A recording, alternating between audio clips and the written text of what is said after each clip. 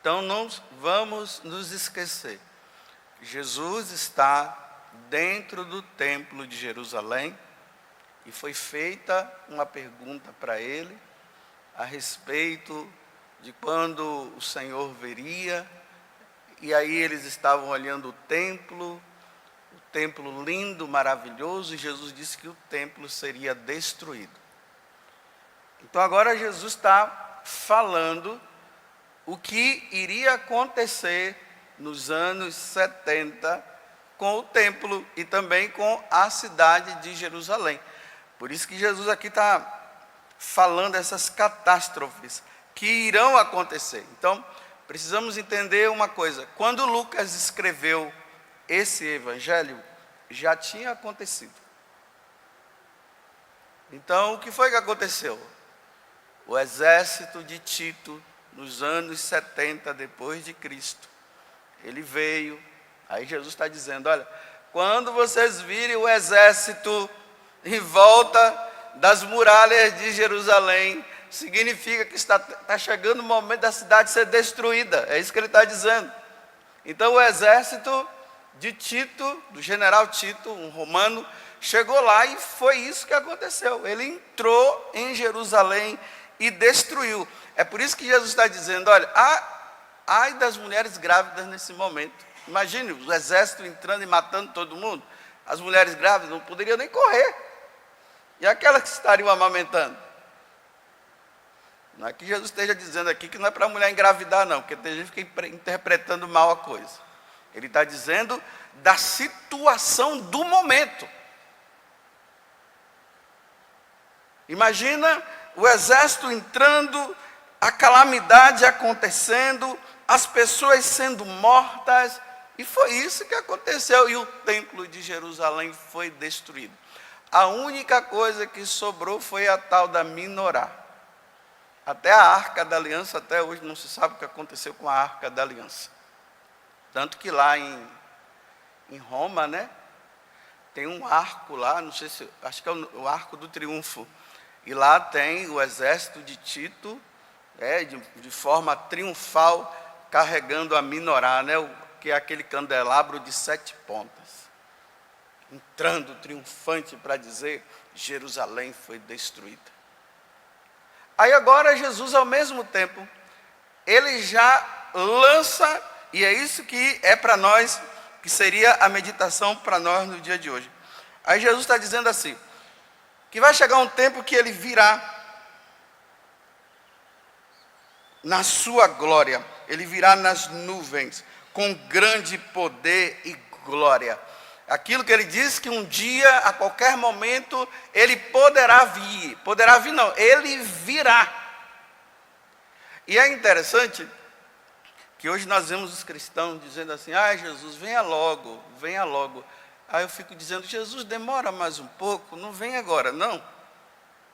Mas não é porque eu não quero que Jesus venha, e quem sou eu para ditar para ele a hora que ele deve vir ou não. Mas é por causa da questão dos pagãos, que aqui está dizendo também, será dado um tempo para os pagãos. Então, desde quando Jesus subiu aos céus, que ele enviou os apóstolos, ide por todo mundo e pregai o evangelho a todas as nações, foi dado um tempo da subida dele para o retorno. Nesse intervalo da ascensão de Jesus aos céus, ao seu retorno, que ele virá para buscar aqueles que são fiéis a ele, foi dado um tempo. Para quem? Para que os pagãos se tornem cristãos. Aí eu pergunto, tem muitos pagãos no mundo de hoje? Tem, muitos. Tem muitos pagãos que precisam se converter ao evangelho, sim. Quem são os pagãos? Os pagãos são aqueles que não adoram ao Deus de Abraão, ao Deus de Isaac, ao Deus de Jacó. O pagão é aquele que não adora a Santíssima Trindade. O pagão é aquele que não é batizado. Esse é o pagão. O pagão é aquele que adoram as divindades pagãs. Esses são os pagãos. E eles precisam se converter. Aí você diz assim, mas todas as religiões levam a Deus? Bem, todas as religiões precisam se converter ao Deus verdadeiro, é isso que precisa acontecer.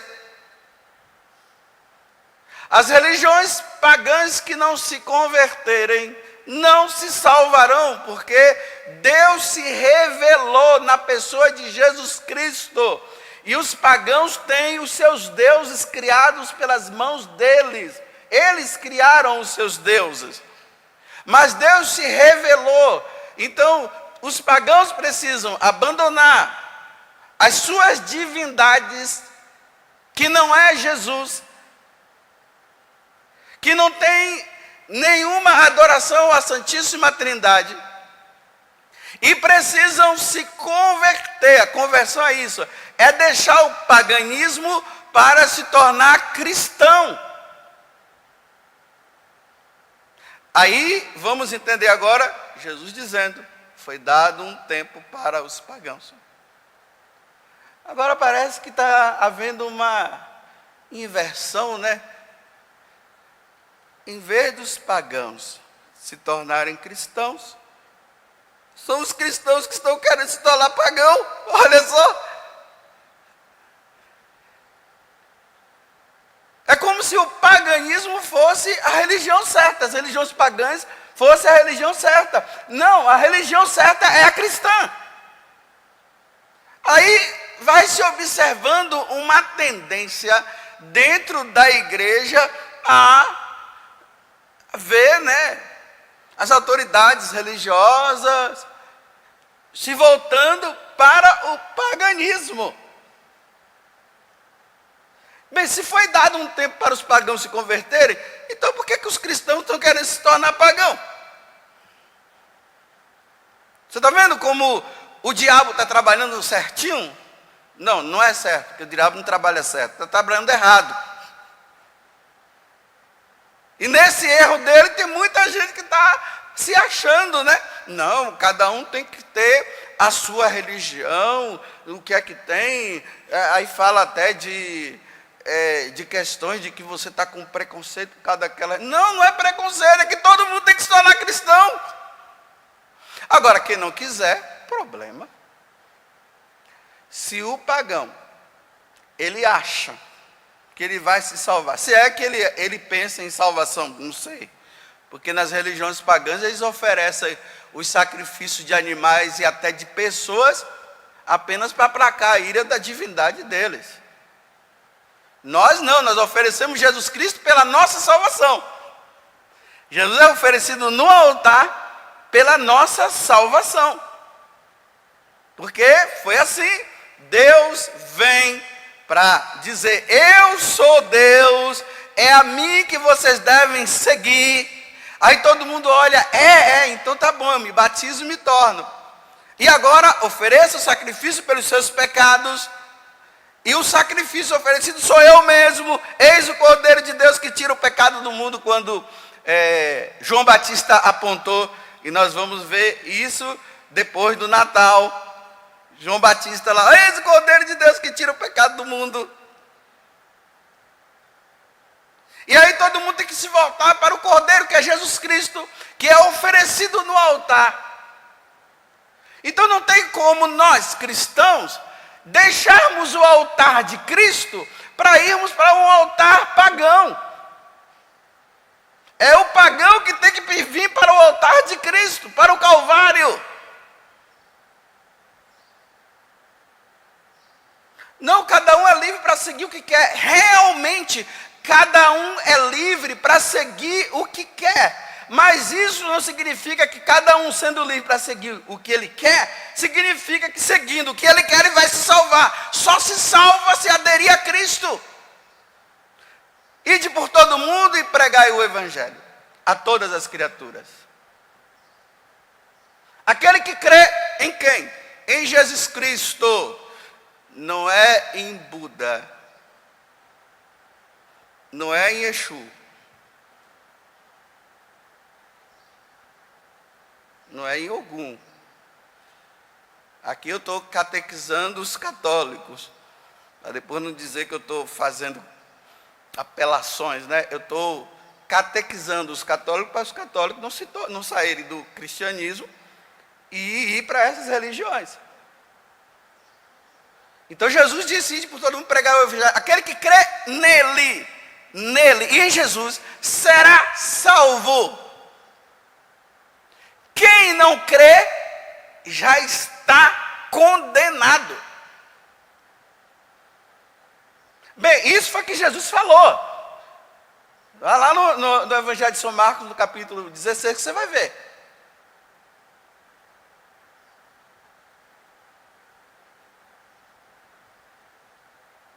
Então vejam, quem crê, o pagão larga, ele passa a acreditar, ele é batizado, e aí ele passa a adorar a Deus, será salvo. Então foi dado um tempo para que aqueles que adoram as divindades pagãs, eles se convertam à verdadeira divindade, que é Jesus, que é a Santíssima Trindade, que se revelou na pessoa de Jesus Cristo. Agora aqui eu tenho que falar mais uma coisa. Agora tem convertidos ao cristianismo que estão vivendo como pagão. E essa é a minha preocupação quando eu digo Jesus não venha logo, não. Bem, que ele me leve logo. Eu estou lutando, né? Estou aí, lutando para seguir os mandamentos. Você está vendo que Jesus está recolhendo, né? Está recolhendo um, está recolhendo outro. Ele está passando por aqui, né? Por Lorena, mas está passando lá pela sua cidade também. Está recolhendo.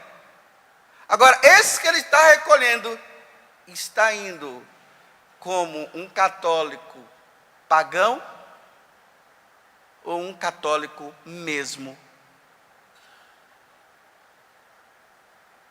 Será que eu sou um católico de verdade? Ou eu sou mascarado me mascaro como um católico, e a minha vidinha por trás é errada? Aí eu vou aprofundar mais. Será que eu sou um membro da Canção Nova que vive como um cristão de verdade, ou eu sou um membro da comunidade que é pagão, que vive como pagão, que na frente de todo mundo se aparenta ser uma coisa? Aqui eu não estou julgando os outros, mas cada um reflita, que na frente eu aparento ser uma coisa e por trás eu sou como um pagão, que não segue os mandamentos, mas manda os outros seguirem, mas eu não sigo. E vivo uma vida errada,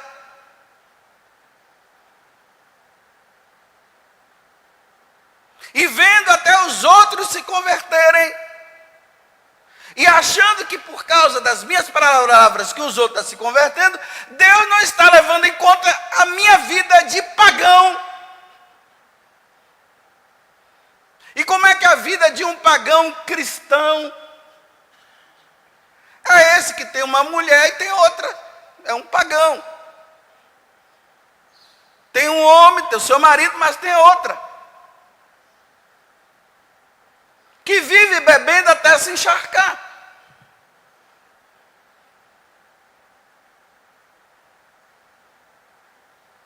Que usurpa, que rouba. Hoje não fala tanto de corrupção, que vive na corrupção, roubando também, mentindo. Isso é vida de pagão. Que o leito conjugal é profanado, como diz na carta aos Hebreus, O leito conjugal não deve ser profanado, porque o leito conjugal é um lugar sagrado. Aí o casal, quando deita e se relaciona fazendo práticas pagãs no leito conjugal. Pega pornografia, assiste filme pornográfico e faz da sua esposa, me desculpe, aquela prostituta que ele viu lá no filme ou no vídeo. E é cristão e diz que é católico, vem na missa, mas dentro das quatro paredes nós podemos fazer o que quer. Quem foi que disse isso? Já que tudo tem que ser provado na Bíblia, me mostre na Bíblia que Jesus dizendo, ou Deus dizendo que dentro de quatro paredes pode fazer o que quiser. Aí você vê, né, aquelas pessoas tão devotas, casais assim tão devotos, nossa, você vê assim. Mas quando entram no quarto, o leito conjugal é de pagão. E o que é o de pagão? É fazer o que não deve fazer. Deve-se fazer o certo e faz o errado. Tem um santo que eu não me engano, eu não estou me recordando o nome dele. Ele diz que o Satanás, ele leva os filhos de Deus a fazer esses tipos de relacionamentos sexuais que vão contra a lei de Deus, que até o diabo fica escandalizado e ele nem olha, porque o escândalo para ele é tão grande de ver a profanação que nem Satanás gosta de olhar. Eu não sei se foi Santo Tomás de Aquino que falou isso, eu não sei quem foi.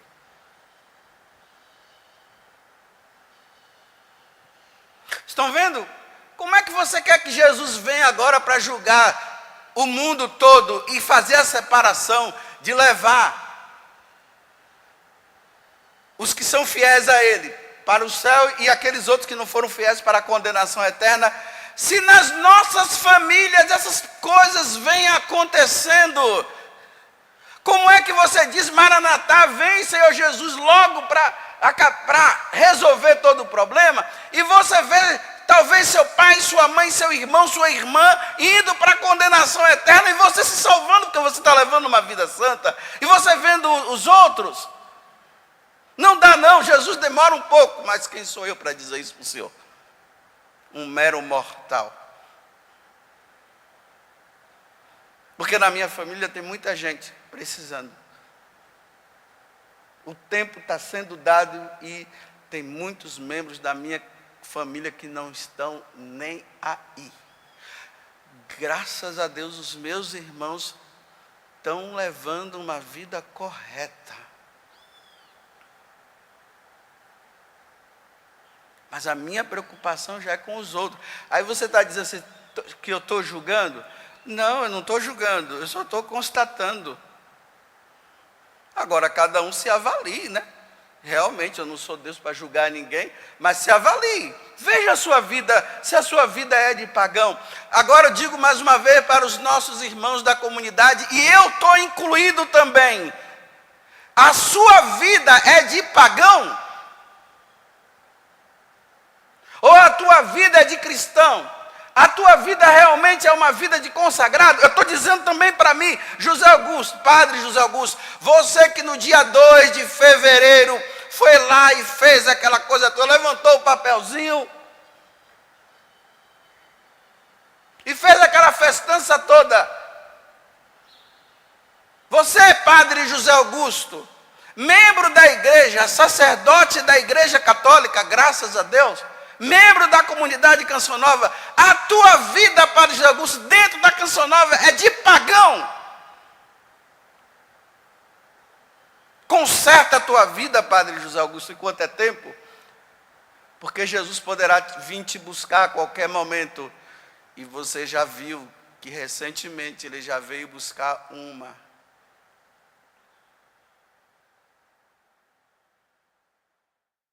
Tudo da Canção Nova em um só lugar. Canção Nova Play.